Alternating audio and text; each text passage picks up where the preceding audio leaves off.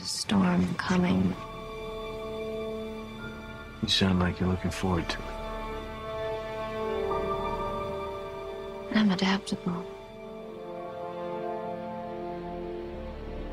What are you? Gotham's reckoning.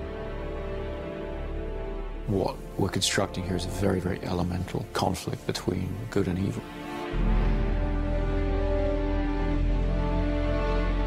Why didn't you just kill me? Your punishment must be more severe.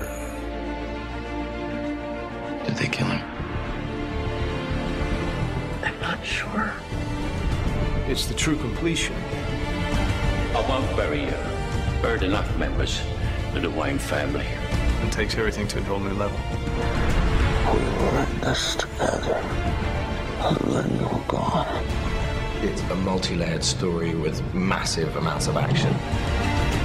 The Batman has to come back. Chris was able to amp up the stakes for this last movie and really take it to places that I don't think anyone's expecting. What if he doesn't exist anymore? She must.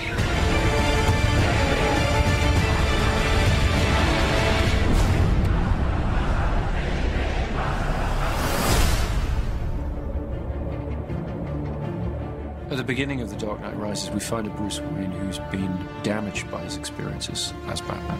You are as precious to me as you were to your own mother and father. I swore to them that I would protect you, and I haven't. How much longer can he allow this pain to control what he does with his life? Alfred feels that it's his duty to help him find a way to put it behind him. You're not Batman anymore. It's about 8 years that Batman has been missing. And we've gotten to see what Gotham has become. Everything seems fine on the surface, but it's all built on this lie. I am the main sort of facilitator of that. It's a secret, I think, that's eaten away at him. So The Dark Knight Rises is about how that affects Gotham and how things begin to get worse once again. And now is Bruce having to deal with a new threat to the city and to himself? The choice has to be made. Is Batman going to return? It's the true test of a hero. Confronted with their darkest fears, being taken all the way to the edge. How do they come back? Do you think he's coming back? I don't know.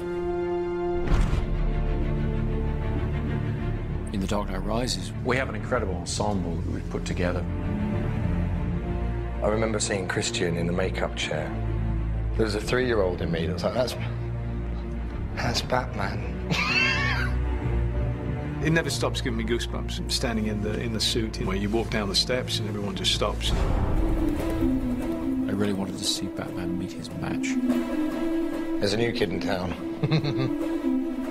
This is the first time that Batman has come across anybody who is superior physically. Mr. Wayne. Bane's not ready to be reasoned with. When Gotham is ashes, you have my permission to die. Some people want to watch the world burn, or Bane's come to pull the pin on the grenade. Tom Hardy is an extraordinary actor. What Tom is able to do just with his expressions and his eyes, it's terrifying. Through the course of The Dark Knight Rises, we'll uncover more about what drives Bane, where he comes from, what he wants. Let the games begin. And none of it's good news. He made some mistakes. He's Kyle. Girls gotta eat. Selina Kyle has her own code of ethics. It sometimes involves doing things that other people might consider questionable. We have to have a way of grounding the character. Realizing that the Catwoman could just be this con woman, this grifter, this classic movie femme fatale, really. It's a brazen costume for a cat burglar. Yeah? Who are you pretending to be? I think Anne understood right from the first that she was going to have to do almost everything in the film herself. She has to be that character. She took it on in the most extraordinary way. The most important thing is to fit into Chris's Gotham City. My Catwoman has to be Chris Nolan's Catwoman. Don't be shy. When you cleaned up the streets, you cleaned them good. Pretty soon we'll be chasing down overdue library books. My character, John Blake, is a proud police officer. And in the midst of, I think, a lot of cynicism, he remains really idealistic and someone who really believes in what he does. We have a new character played by Marion Cotillard, Miranda Tate, a member of the Wayne Enterprises board, and she's trying to pull him out of his shell and get him back into the world. Don't worry, Master Wayne. Takes a little time to get back into some of the things. Alfred, as played by Michael Caine, has always been the emotional heart of these movies. You know what Alfred is? He is us in this incredible world. He's not tough like all the others. These conversations used to end with an unusual request. I'm retired. I would say Lucius is the brains. Yes, Mr. Wayne, it does come in black. But he also has grown to have a great fondness for Bruce. Lucius and Alfred. Between the two of them, we try to keep his moral compass pointed in the right direction. And Commissioner Gordon, to some extent, has been left on his own running the police in Gotham. Jim Gordon really is the conscience of Batman, isn't he? What's great with Batman's allies is that they really bring interesting questions that Bruce has to answer in his life.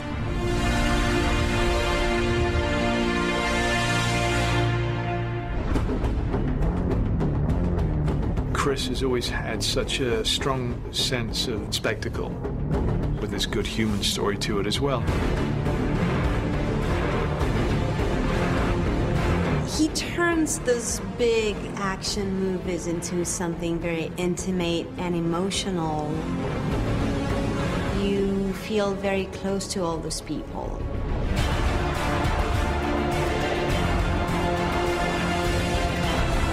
In every movie that Chris has made on the Dark Knight trilogy, he's been able to keep to great filmmaking in terms of the great characters and the great character arcs. He creates whole worlds that you really can get lost in.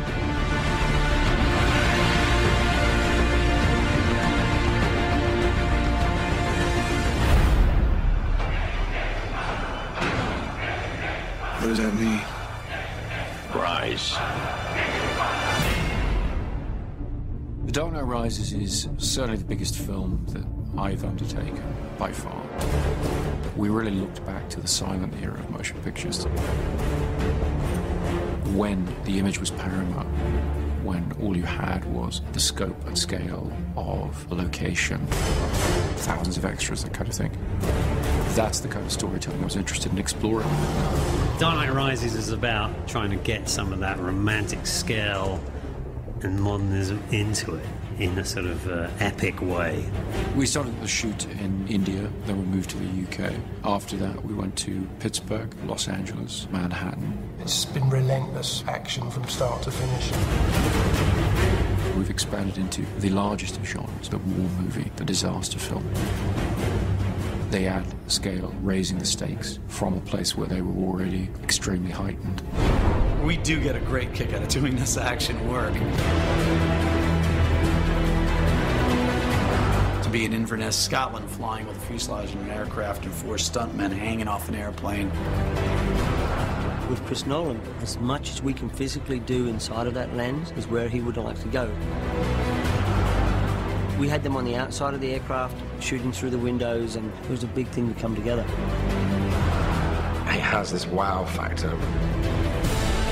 We're back at Carlington, which is this large hangar. You okay? Yep. A lot of the film takes place underground, so we've built a Gotham sewer system and we're pumping an enormous amount of water around it. We wanted to fulfill the promise of Batman Begins, which is that Wayne Manor will be rebuilt exactly as it was, but that the Batcave will be expanded and brought forward technologically.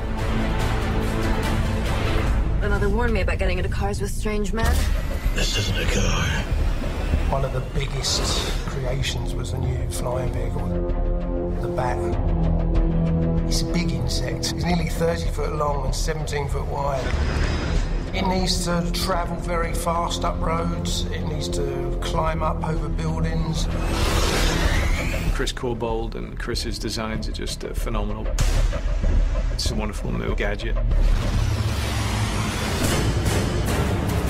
We have a big stadium that we have to blow up. The Pittsburgh Steelers have kindly allowed us their stadium.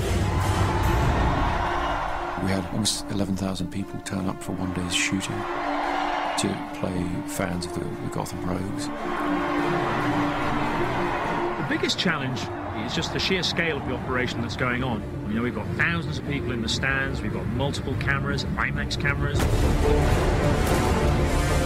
This is probably going to be one of the biggest, most demanding visual effects sequences in the film.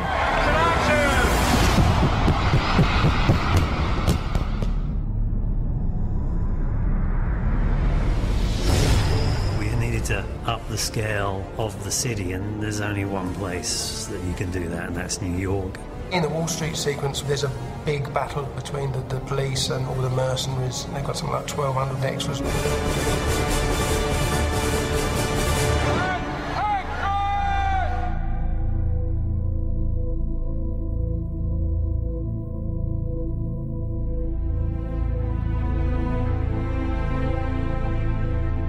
Chris really did want to shoot everything as real as possible, so there's no visual effects enhancing the amount of people that are in that scene.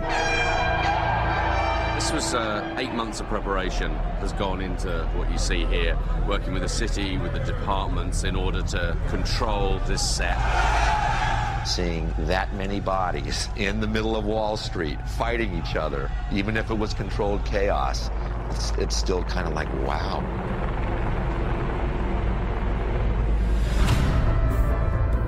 People of Gotham, we have not abandoned you. What does that mean?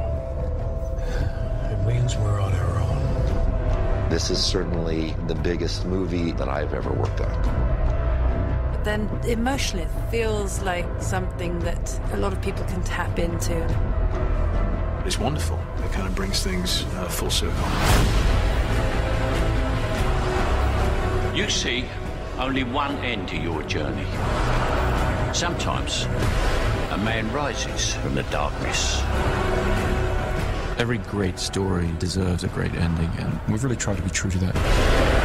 The Dark Knight Rises is our attempt to give that great story its great ending. We will destroy Gotham.